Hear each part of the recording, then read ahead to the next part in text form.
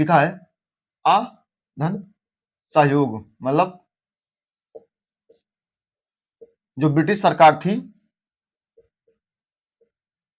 उसका सहयोग न करना, उसका सहयोग न करना, अपनी मांगों को लेकर, अपनी मांग को रखना और ब्रिटिश सरकार द्वारा जो भी नियम लाए गए उसका सहयोग न करके असहयोग आंदोलन को आगे जारी करना। यही था प्रथम असहयोग। अगर पूछा जाए तो गांधी जी का प्रथम असहयोग कौन था, और पूछा जाए प्रथम सविनय अवज्ञा कौन था, तो था चंपारण।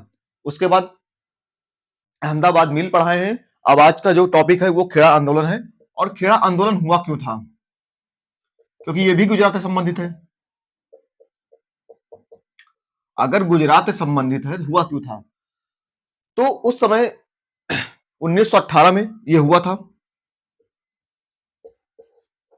1918 में खेड़ा आंदोलन हुआ था और उस समय भीषण दुर्भिक्ष, मतलब कह सकते हैं कि भुखमरी, अकाल पड़ा था, एकदम सूखे की स्थिति थी, पैदावार बिल्कुल नहीं हुई थी।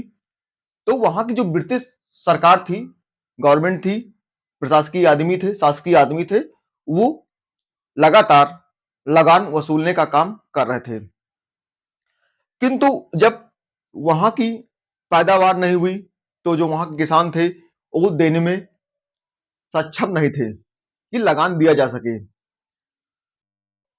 तो जो लगान के नियम बनाए गए थे सरकार के द्वारा, जो राजस्व संहिता होती थी, एक होती थी राजस्व संहिता,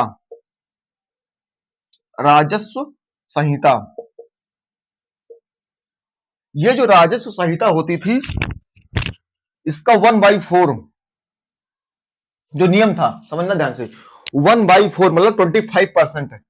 यदि कृषि नष्ट 25% यदि कृषि नष्ट हो जाती है किसी कारणवश, कृषि नष्ट हो जाती है किसी कारणवश, मान लो ओले पड़ जाए, बारिश हो जाए या सूखा पड़ जाए, 1/4 कृषि नष्ट हो जाती है, तो ये जो राजस्व संहिता था इसमें नियम था, रूल था,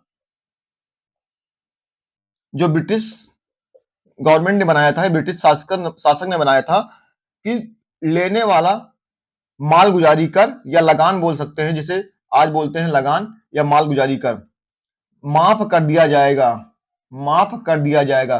किंतु वहां की जो सरकारें थी इसे